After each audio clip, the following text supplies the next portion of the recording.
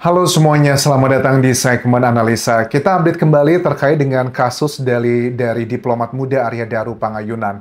Untuk video kali ini kita akan update beberapa hal yang terjadi beberapa waktu terakhir ini terkait dengan perkembangan kasusnya. Apakah Polda Metro Jaya sepertinya sudah angkat tangan menangani kasus ini? Akankah langsung diambil alih oleh Mabes Polri atau seperti apa? Karena ada potensi sangat kuat bahwa yang terjadi pada Arya Daru itu bukanlah karena tidak adanya keterlibatan orang lain, tetapi justru adanya keterlibatan orang lain yang begitu profesional. Oke, bagian yang pertama adalah terkait dengan pihak keluarga lewat kuasa hukumnya yang mengajukan perlindungan untuk LPSK. Jadi dari istri almarhum dan juga keluarga utamanya itu mereka merasa kayak udah nggak aman gitu teman-teman. Mereka tidak menyampaikan spesifik apa aja hal-hal yang mereka alami selain masalah dari kayak makam dari Arya Daru yang diacak-acak kesannya dan juga banyak bunga bertebaran yang tidak wajar.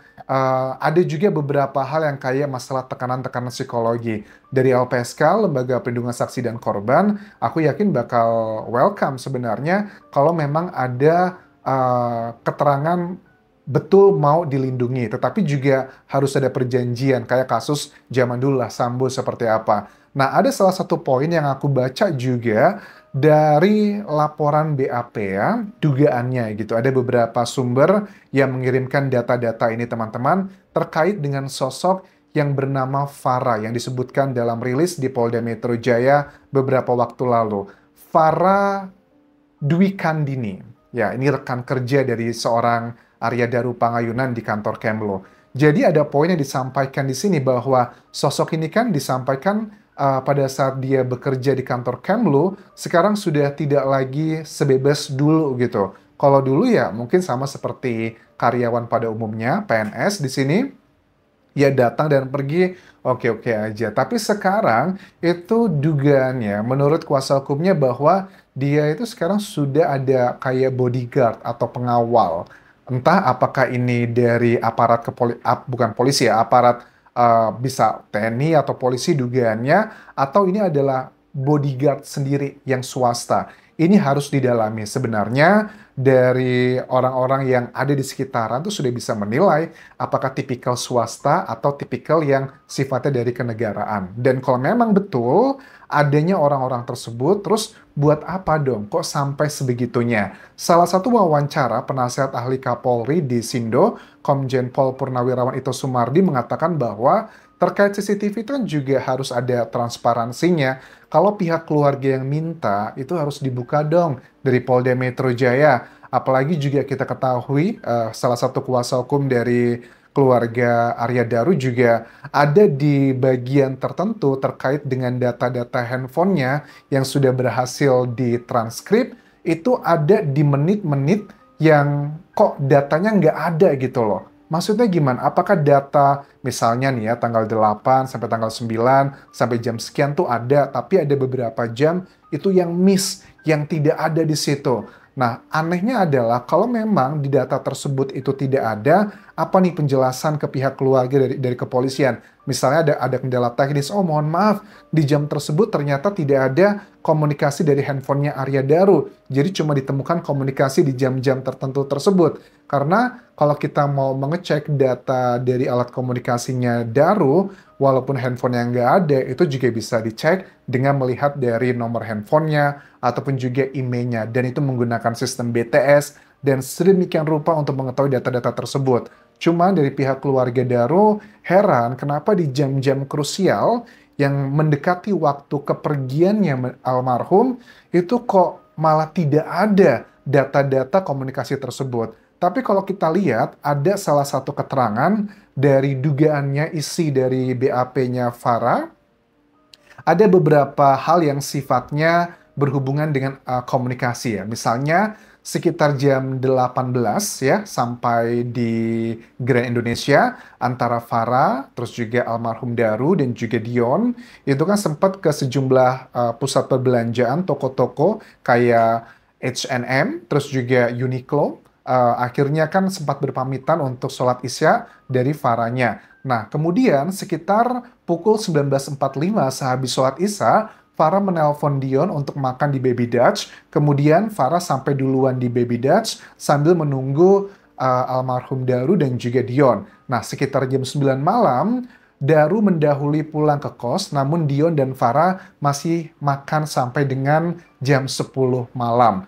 Nah, sekitar jam 10 lebih 15 malam saat di jalan menuju ke stasiun Duku Atas, Farah itu chat korban atau Daru, I di mana akan tetapi centang satu.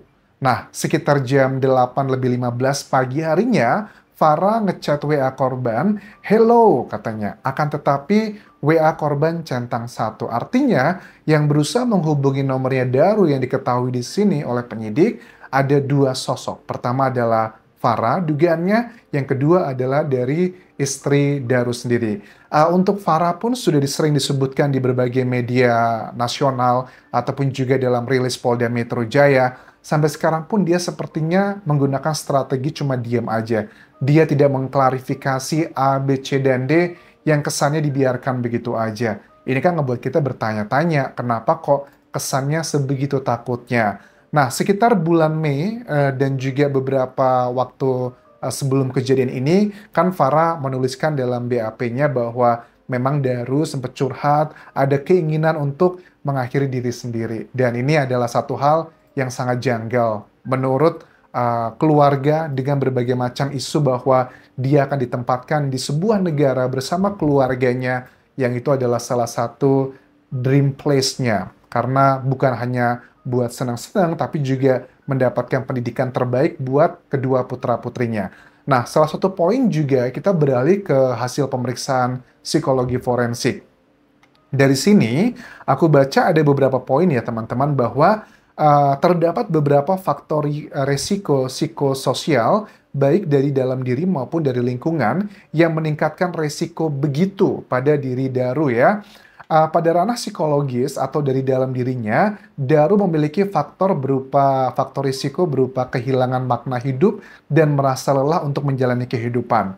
Ini adalah hal yang subjektif. Kayaknya setiap manusia to some point kita kan nggak mungkin happy mulu. Aku pun juga kadang sama kayak ini istilahnya adalah eksistensial diri. Kita mempertanyakan diri kita, mempertanyakan Tuhan dan sebagainya. Aku rasa setiap manusia yang dewasa pasti pernah mengalami hal seperti ini. Yang anak-anak juga kadang sudah ada yang seperti itu. Terus juga riwayat percobaan begitu dan pikiran yang terokupasi pada keinginan untuk mengakhiri diri. Nah, rendahnya perilaku meminta bantuan baik kepada keluarga maupun tenaga profesional kesehatan mental saat menghadapi tekanan psikologis. Ya, ini kan aku pun juga sama ya, termasuk orang yang sangat jarang banget minta bantuan ke orang lain sampai benar-benar udah nggak bisa sendiri, baru aku bisa minta bantuan gitu. Cuman kan bukan berarti ini langsung mengindikasikan, mengkonfirmasi terkait dengan dugaan yang diakhiri dari diri sendiri. Perilaku ada kata-kata berselingkuh yang berasosiasi kuat dengan kecemasan dan ide untuk mengakhiri diri, terutama jika perselingkuhan diketahui atau mendekati ketahuan. Justru banyaknya ya orang-orang yang ketahuan misalnya betul adanya isu orang ketiga tersebut, justru malah berusaha melakukan segala macam upaya agar aku bisa bersama orang yang aku cintai lagi gitu loh. Tapi kok justru malah ini kebalikannya. Ya mungkin, I don't know ya, apakah mungkin ada yang seperti itu? Logikanya, aku sudah menikah gitu, aku jatuh cinta nih dengan orang baru. Yang ada justru aku bagaimana caranya untuk melepaskan dengan yang sekarang untuk demi orang yang baru. Tapi kok ini justru malah kebalikannya. Ini menurut aku sih sangat bertolak belakang. Nah, poin yang berikutnya adalah karakteristik diri yang perfeksionis, terorganisir, dan memiliki intensi kuat mengarah pada pemilihan metode yang seperti itu yang penuh persiapan dengan segala risiko kegagalan yang kecil. Orang yang perfeksionis memang ada positif dan negatifnya. Cuman, apakah orang perfeksionis sudah pasti seperti itu?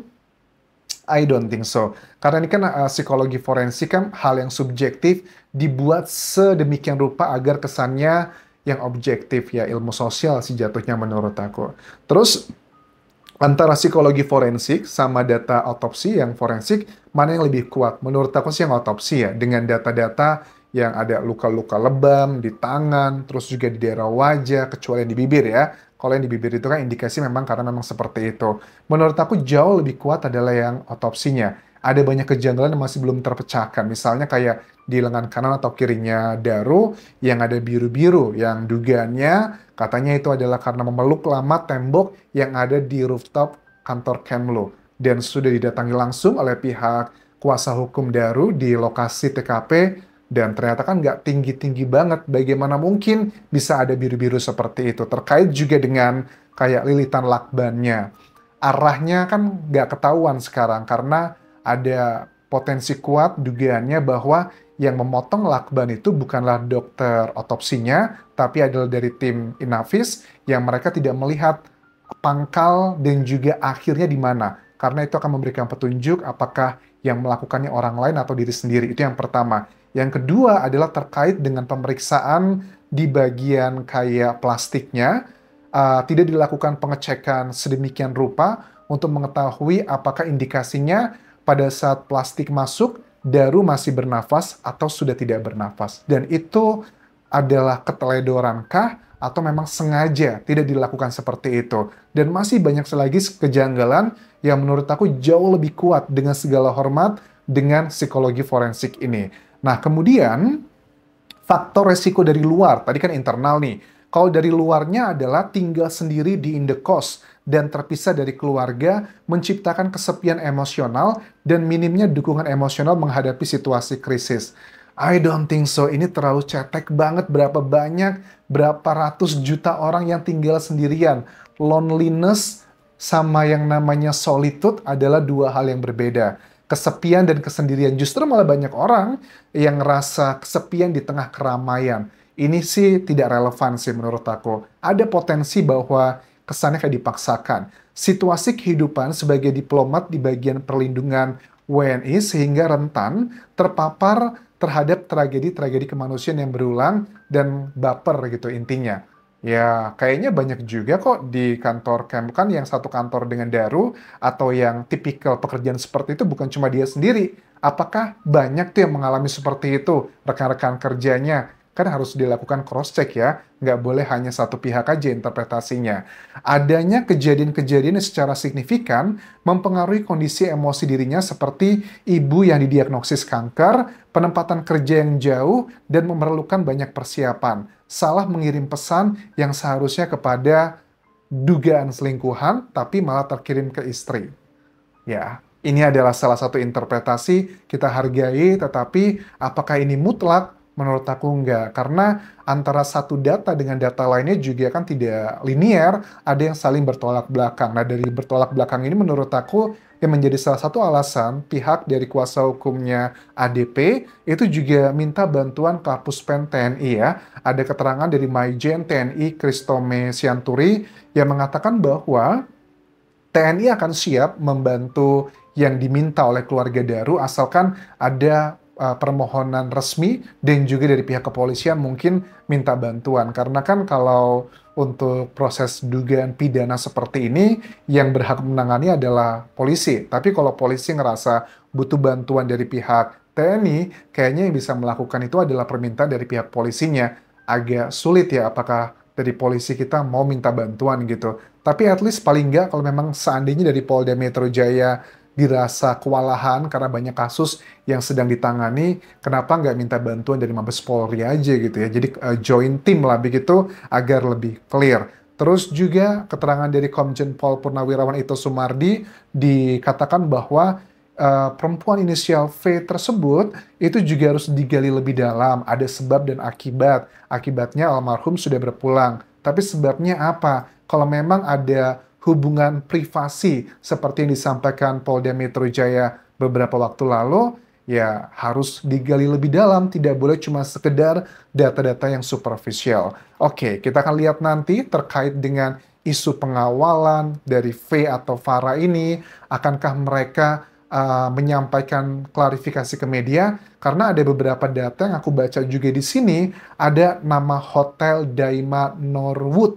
yang ada di Jakarta yang tercatat ada nama-nama yang pernah melakukan check-in di sana. apakah ini mengarah ke mereka atau seperti apa? Karena kalau ini nggak segera diklarifikasi, aku yakin nama baik dari pihak kepolisian dan juga karakter-karakter yang terlibat di sini akan menjadi catatan jejak digital yang tidak akan terhapuskan di Indonesia, teman-teman. Terima kasih sudah menonton. Sampai ketemu lagi di video berikutnya. Kalau ada update terbaru terkait dengan kasus ini, silakan komen di kolom video ini atau bisa kirimkan pesan ke Instagramku, Facebook pageku, dan juga akun TikTok Dian Jasa Asmara. Sampai jumpa.